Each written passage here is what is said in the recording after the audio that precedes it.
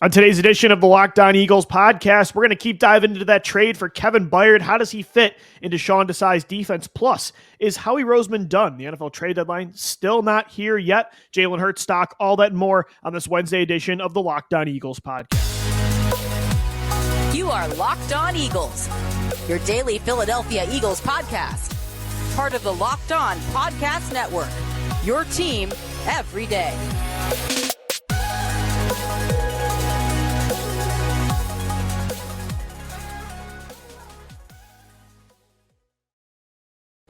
So the Locked On Eagles podcast is brought to you by Game Time. Download the Game Time app, create an account, and use the promo code LOCKEDONNFL for $20 off your first purchase. Last-minute tickets, lowest price guaranteed. We thank you so much for making Locked On Eagles your first listen each and every day, Monday through Friday, right here on the Locked On Podcast Network. I'm Louis DiBiase, joined as always by Gino Camilleri. Eagles Commanders this Sunday in D.C. I'm sure Eagles fans will take over that dump of a stadium just like they always do. Got crossover Thursday tomorrow with David Harrison of Locked On Commanders. But Gino, first, got to keep diving into this trade as the Eagles sent a 5th rounder, a 6th rounder, and safety Terrell Edmunds to the Tennessee Titans for Kevin Byard. And we talked about it yesterday, just how much of an impact this is going to make on the defense. He was the missing piece. They needed a safety since they lost Chauncey Gardner-Johnson. His turnover, nose for interceptions will really help an element that's missing right now, right? 3 interceptions total so far for the Eagles through 7 weeks. Last year at this point, they were at 10.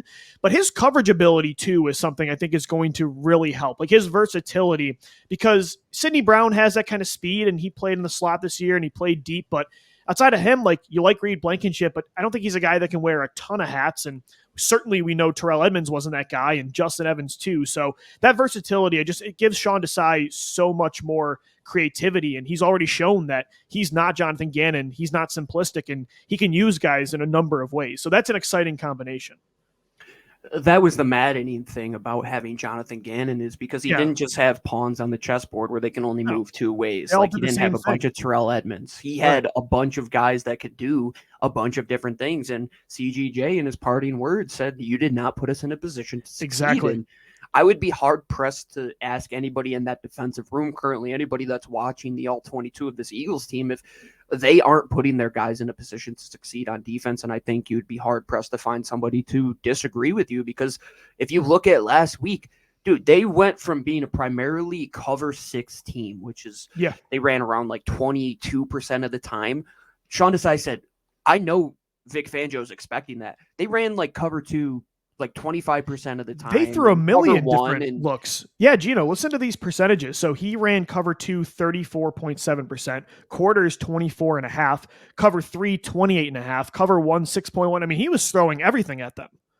And the good thing about Kevin Byard is, if you look at Tennessee, they ran a lot of cover 1, cover 3, where he would play as that high safety in a rotation. Like you'll show those cover 2 high shells and then you'll rotate, but having guys that can rotate, you have to be good athletes and you have to be smart and instinctual. And yesterday on our show, Tyler Rowland said if you were going to grade his range ability out of 10, he answered with 7.5 to 8. And that's perfect. That's all you really need in this Sean Desai cover 6, 2 high quarter half system, because really what you're going to be tasked to do is cover half of the field. When you are that boundary type of guy, can you make a play from the hash to the sideline? Terrell Edmunds couldn't do that. He allowed that touchdown to Tyreek Hill, and we've gone over it time and time again that he stepped forward to be the cover down, but still, you got to be able to backtrack and go play center field, and he frankly couldn't do that, and no fault of his own. I think he was in a position that he didn't play well, but how do you get guys in a position to play well? You figure out what they do well and match it with your philosophy, and Kevin Byard, it is a match made in heaven. The synchronicities between what Sean Desai is going to ask him to do and what Kevin Byard can do, it just makes all the sense in the world why this move happened. And Lou, I have to say one last thing about this trade in terms of what the Eagles gave up. I'm saying not one Hollywood scriptwriter can script this, but the Eagles, instead of giving up a 4 and a 6, gave up a 5 and a 6 because Jalen Reagor didn't hit his condition in Minnesota to move it to a 4. Isn't that amazing? Thank you, So they were Jalen able Reagor. to give up less. Yeah, thank you, Jalen Reagor, from beyond the grave, man. Hey, he owes Philadelphia a lot, so at least that's one parting gift for sure. But no, that's a great point too. And yeah, I think Sean Desai makes me, I mean, obviously trading for Kevin Byard when he's the missing piece is that exciting, especially for the price and all of the elements of this. Again, second in interceptions for all defensive backs since 2017 with 27, only behind Xavier Howard of the Miami Dolphins. So, you know, again, he's a star player. That's exciting enough. But Sean Desai, Gino, makes me even more excited about the move because, like you mentioned, Jonathan Gannon had so many different versatile pieces that he really just used in the same ways over and over again. And even Josh Sweat took a little jab at him during his press conference after the game against Miami. They talked about what makes Sean Desai so great, and Sweat said he's not scared, right? And that's the thing. He, regardless of the opponent, he's throwing everything at them. And so I think you add Kevin Byard, who's a versatile piece, into the mix. Desai's going to use him properly. And again, he's been doing a lot with a little. So the Eagles defense, they were allowing through the first 4 weeks 260.8 passing yards per game, and they allowed 9 passing touchdowns. The last 3 games, the Eagles have allowed 183 yards a game through the air and just 3 passing touchdowns. That was with Eli Ricks, Josiah Scott, Bradley Roby, Terrell Edmonds, Justin Evans. You add Kevin Byard, again, Sean Desai, I think he's going to make the most out of what he has. And now you give him more talent. You talk about Eli Ricks stepping up in a big way where he doesn't allow a target in Tyreek Hill's direction. And this is from Arjun Menon on Twitter. He does a great job of breaking down like explosive plays and all of this analytic information when it comes to the NFL. And he charted the most explosive plays allowed. The Eagles were 3rd best, only behind San Fran and Dallas. They've allowed, 20 pass plays of over 20 yards, only 6 over 30 yards, and only 1 over 40 yards. Which guess what, though, Gino? incredible. They're not sacrificing, it feels like, everything underneath like Gannon would. Yes, exactly. That's the thing. Like, you're still seeing guys rally to the football when it is underneath. And that was a big hiccup in that game where you're going against inferior opponents and you're playing off coverage so much. It's like, yeah, you know the guys are going to rally and tackle. It's like, let them go play press and allow those explosives not to happen. But you talk about being one of the teams that allows the least amount of explosive plays in the air. And what do? You said we can't even sit on our hands. We have to go get better because San Fran is right there. Dallas is right there. The teams that we're competing against aren't allowing these explosive plays. So we have to be just as good as them. And I love that it didn't happen today. It didn't happen tomorrow. It didn't happen the day before the day. It happened the day after they go out and beat arguably a top 5 team in the National Football League. Yeah, and they have their best performance of the year from a secondary standpoint. Mm-hmm. Without a doubt. And Howie Roseman knows. He's like, yeah, we could get by. We know Sean Desai is a coach that can help our guys. Rising He did it in Seattle, too.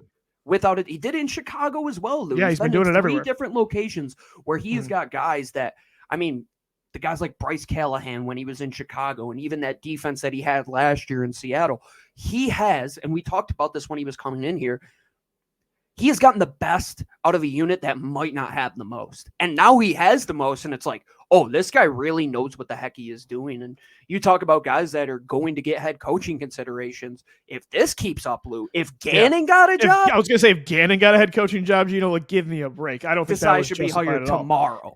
For sure. And now he gets one of the top coverage safeties in the league to use in the secondary. Kevin Byard has 92.3 coverage grade since 2020, according to Pro Football Focus, the best among all defensive backs. He's been the first highest, number 1 in coverage in the last 2 seasons at safety. So the Eagles are getting a gem, and I can't wait to see how Desai uses him. Maybe this week against Washington. We'll see if Byard does play. We'll keep you posted on that as well. Coming up next right here on the Locked On Eagles podcast, still want to talk about some trades because the deadline has not passed yet. Howie Roseman is always working the phones, unlike Jerry Jones, who says he lets the trades come to him, which is hilarious. Howie's going to be out there working. What other moves could he potentially make? All that and more coming your way on this Wednesday edition of the Locked On Eagles podcast. And guys, today's show is sponsored by Game Time. You shouldn't have to worry when you're buying tickets to your next big event. Game Time is the fast and easy way to buy tickets for all the sports events, music, comedy, and theater near you with killer last-minute deals, all-in prices, views from your seat, and their best price guarantee. Game Time takes the guesswork out of buying tickets. You can see the view from your seat before you buy them, so you know exactly what to expect when you arrive. All-in prices show your total up front, so you know you're getting a great deal without hidden fees. Buy tickets in seconds with just 2 taps. They're obsessed with finding ways to help you save money on tickets. Take the guesswork out of buying your tickets with Game Time. Download the Game Time app, create an account, and use the promo code LOCKEDONNFL for $20 off your first purchase. Terms do apply. Again, create an account and redeem the promo code LOCKEDONNFL on the Game Time app for $20 off. Download Game Time today. Last minute tickets, lowest price guaranteed. We thank you so much for making Locked On Eagles your first listen each and every day. Guys, football season well underway. Locked On is kicking up our coverage with Locked On NFL Kickoff Live. Each Friday, Locked On will go live at 2 p.m. Eastern on every Locked On NFL YouTube channel. Hosts Tanitra Batiste, Jarvis Davis, Kyle Krabs are going to break down every game on the NFL slate to get you ready for your team's matchup, your fantasy lineups, betting angles, and more. Plus, get the in-depth local analysis from our stable of NFL hosts across the country who know these teams better than anybody else. Find Locked On NFL Kickoff Live every Friday at 2 p.m. Eastern time on any Locked On NFL YouTube channel. So, Gino, Howie Roseman made the move that had to happen, right? They needed a safety. He goes out there, only spends a 5-6 in Terrell Edmonds for Kevin Byard from the Tennessee Titans. But could he still make another move? I don't think there's another move that has to happen. Like we both said this on the show, they needed a safety. Like they were winning in spite of that position. I don't want to say maybe win it with at times because Reed Blankenship's had a good year. I've seen some flashes from Sidney Brown, but overall they did not have a Kevin Byard caliber player and they needed that guy. They don't need to make another move, but if there is one move you would say Howie's looking for right now before the deadline, what would that be? Well, I will say just to preface it over this next week, and yeah, we'll talk a lot about it, how I go about looking at guys that are available for a trade. I believe I've mentioned this before. One, look at the record of the team. Are they completely out of it? Right now, you have teams like the Giants who are 2-5. The Cardinals are 1-6. Packers and Bears both only have 2 wins. The Panthers have 0. You look at the Patriots have 2. Chargers, Broncos. You look at those type of teams to go and identify. And then go and look at snap counts. If you see somebody has had 100, 175, 35%, much like Jeremy Chin before he got injured, good point, those are type of players that somebody may have superseded them in the lineup, might have fallen out of favor with the coaching staff. And those are guys that you can go out and identify. So let's take a look at some of those guys. One of the teams I'm looking at, Lou, I'm looking at the Denver Broncos, and I am saying their whole team is for sale. Can we identify a player on that team that can come help us and win? I don't know, but I quite literally, while you were doing that ad read, was reading Connor Orr's article in Monday Morning Quarterback, and he said send 2 picks and a 3rd-round pick to the Broncos for Pat Surtain. Now, is that crazy? Absolutely. Could it happen? I don't know. I'd give up a 1 for Pat Surtain. Yeah, I don't know if I'm going above that, but I don't think the Eagles are in that territory to make those moves in the middle of the season. Those are more of an off-season type of move. If I am going to make a move, though, I love the Kenny Moore move, Lou. I think you keep bringing it up, adding Kenny Moore, that depth in the defensive secondary. Yeah, you still have Bradley Roby, who's going to be coming back healthy from injury. Eli Ricks stepped up big. But you know how easily these guys go down, man. Like, you've lost so many of them. And outside of last year, it's a common thing. So go out and add some more depth. And he's not going to cost that much, man. He's, what's a 4? Can't imagine. And plus with Anthony Richardson out for the year, the Colts playoff hopes. I mean, Gardner Minshew's fine, and I'm sure in the AFC South he can still make you compete. But at 3-4, Kenny Moore had a trade request this past offseason, so there are rumors he might get dealt already. Yeah, that might be that would be the move I would want to make the most that could really help out this team. At the same time, I think they needed a slot corner, but now that they traded for Kevin Byard and you have Sidney Brown, you've got Reed Blankenship, Eli Ricks had a good game on Sunday. I'm not as desperate for it, but it's still the most, I would say, need-based move that Howie could make. What about trading somebody away? Do you just get Derek Barnett? I was about to ask you, there's 2 guys I was thinking of for this because we're doing with Locked On, the entire network. We all have a spreadsheet right now of potential players on our own team that we could trade. And I put down there yesterday for everybody to see Derek Barnett and Rashad Penny. And right now the report was from Ian Rappaport that the Eagles see Rashad Penny as valuable depth down the stretch, but I mean, he's been pretty much, a healthy scratch every week. Maybe a team sees his efficiency in the past and how he's got quote unquote fresh legs. Maybe they want to deal for Penny or Derek Barnett. Yeah. I mean, maybe you could try to recoup that 5 and 6 you got back and package both. I don't know. Yeah. That could be something to look into. Yeah, we already made one Madden trade with the Kevin Byard move last week. And maybe a conditional 7 for Derek Barnett.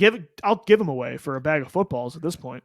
yeah, like get Nolan Smith on the field, man. Like you're just taking away snap counts. And that's another thing with the moves that we are making. And I've mentioned this, like if you are a team like the Eagles who has so much young talent, don't bring somebody in that's going to take away snaps from these young guys. We mentioned that with the Julio move, like you're not taking away any snaps from guys that are trying to develop. He's just an additional piece. Same with Kevin Byard, really, because even with the addition of Byard, Sidney Brown's going to be on the field. Reed Blankenship, those guys are going to be on the field. It only expands what you can do with 3 safety looks. So if you're going to add a guy or get rid of a guy, it's probably at a position where they're older, they're out of contract, and the guys younger than them are better. And that's Derek Barnett and that's Rashad Penny. I don't think Penny is going to garner next to anything. I think there are teams out there that could use an additional edge rusher in Derek Barnett, which might garner a 5 at max, but Howie Roseman isn't somebody that for Derek Barnett, that would be no way. Unbelievable. If he does that, Lou, like I already said, I'm going to get the outline of the Howie binoculars. Just give him the gold jacket. Can we have that discussion? Howie Roseman is already a surefire Hall of Fame executive, right? Yeah, no, I agree. Yeah, I agree. If he gets anything for Derek Barnett, that will only help his case more, Gino. But yeah, I mean, corner would probably, if you're not trading somebody away, it would be Barnett or Penny. But if you're trading for a player, I'd say corner, Kenny Moore, Jalen Johnson of the Chicago Bears. They're far apart, the reports sound like, regarding a contract extension, former first-round selection. Even like receiver, I mean, you could still add another pass catcher. I thought it was going to be Zach Ertz, but Ertz is injured now on IR, so he's out at least 4 weeks. So there scratches that reunion idea. But even with Julio Jones in the mix, Gino, like if they traded for a Hunter Refrow, would you be super surprised? I love it. I love the idea. He's so different than everything you have in that offense, man. And I mean, even bringing in Julio, like he matches what you have in Dallas. He matches what you have in it. Those are bigger bodied guys that are going to possess the ball and make you pay. They don't have somebody that outside of DeAndre Swift, who's done an exceptional job, but from that slot position, Lou, I mean, you talk about how well Jalen has been throwing with anticipation and timing when guys are not even out of their break and he's putting that ball on their back shoulder before they can even locate it. That's where Hunter Refrow makes his money. And the Raiders, for some unknown reason, cannot use this guy who had 1,000-yard receiving year. Yeah, he had over 100 receptions, and then Josh McDaniels gets hired, and he's MIA the last 2 years. And then, Gino, you can almost have like a slot by committee approach because, you know, you look at OZ, you look at Julio, and you look at Refrow, 3 very different styles of receiver. Yeah, and let's say you were able to add them before this Washington game, right? And we've talked about how Washington, they have guys that match up a little bit better with those bigger guys, but what a way to like just put Hunter Refrow in the slot and say, all right, Emmanuel Forbes, who might be the best cover guy outside of Kendall Fuller, like he has to sit on Hunter Refrow because St. Juste ain't doing it and Fuller ain't doing it.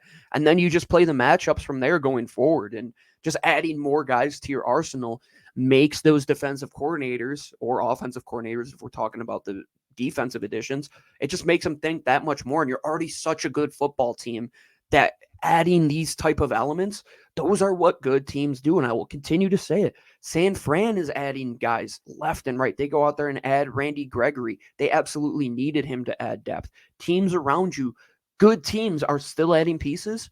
Why would Howie Roseman sit on his hands if there's something available? We're not saying he has to mortgage the future, break the bank to go get one of these guys like a Khalil Mack trade. But, dude, they've given up a 3 for Golden Tate in the past. Right. We can't be surprised if something else is going to happen. No, for sure. And again, I don't need anything else to happen, but would I be surprised if another trade is done by Howie Roseman? Not at all. Not in the slightest. Got to continue to build around Jalen Hurts. Gino, we weren't able to do stock up, stock down this week because of the Kevin Byard trade. Had to cover that. I do want to get into Jalen Hurts stock talk, though, after this, because I think against Miami, he had a great performance. But again, the national perspective still is a little bit different. So we'll get into that coming up next right here on the Locked On Eagles podcast.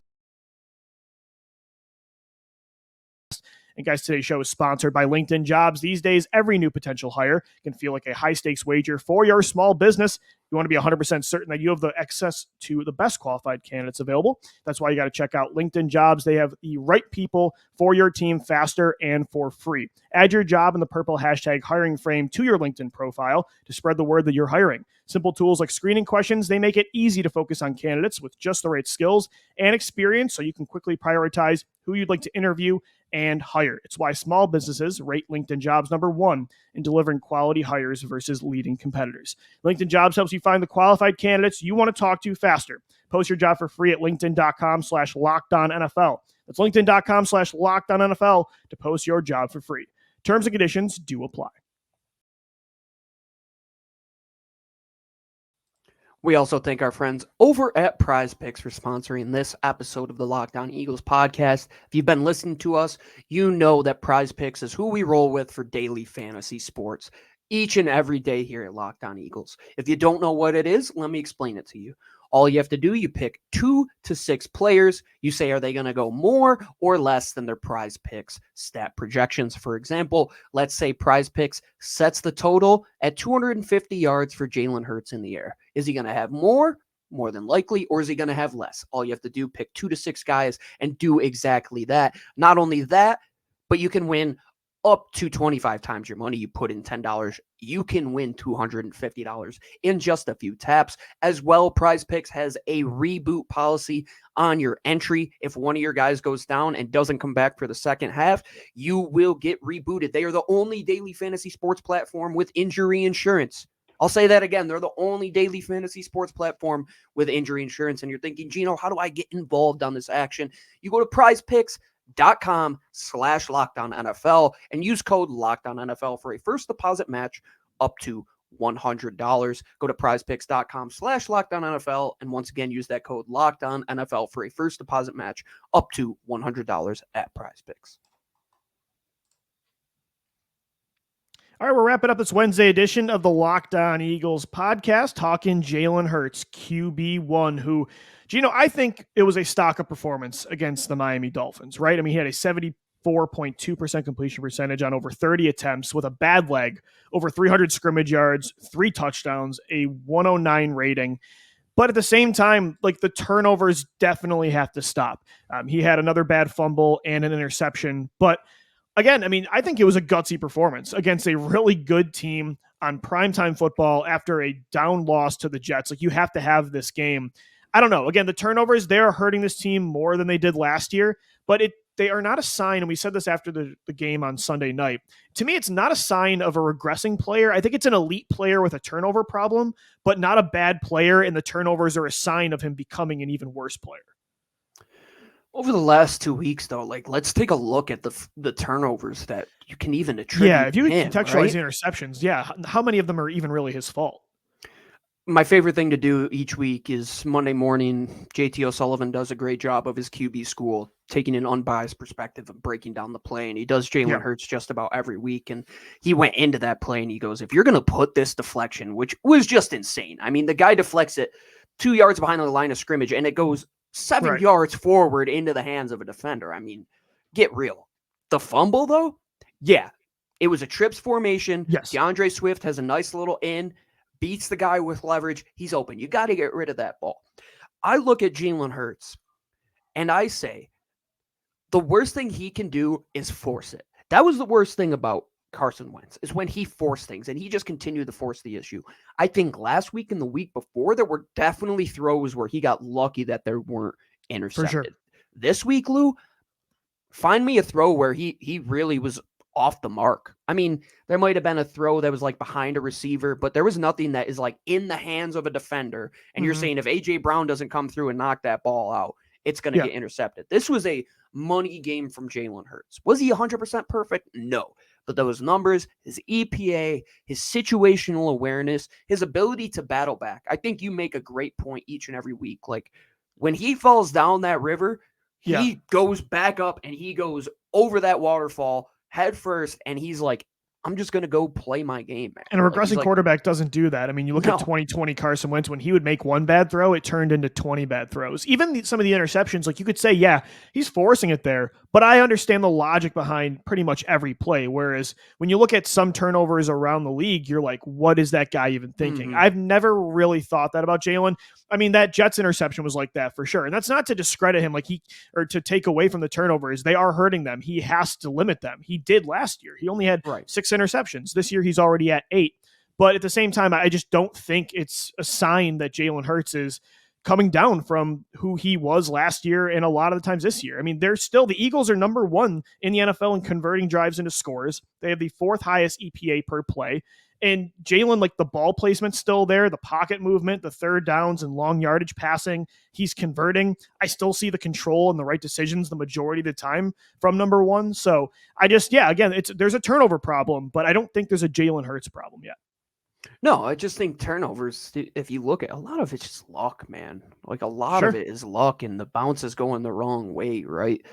It's unfortunate that you have those statistics, but if you're like us and you actually go into it and you don't get caught up in all the hullabaloo of, oh, Jalen Hurts only had 1 touchdown and 3 interceptions. Yeah, but how many were attributed to him? How was this interception attributed to Jalen the last time? No, it's not attributed to Jalen. And going back to JT O'Sullivan's QB school, he broke that down. They were +2. And what does that mean? They were reading the guy to the right, but there was also a defender behind him, which means they didn't attribute it. They should have checked out of that zone read immediately. And that could go down to the play caller. It could go down to Jalen Hurts.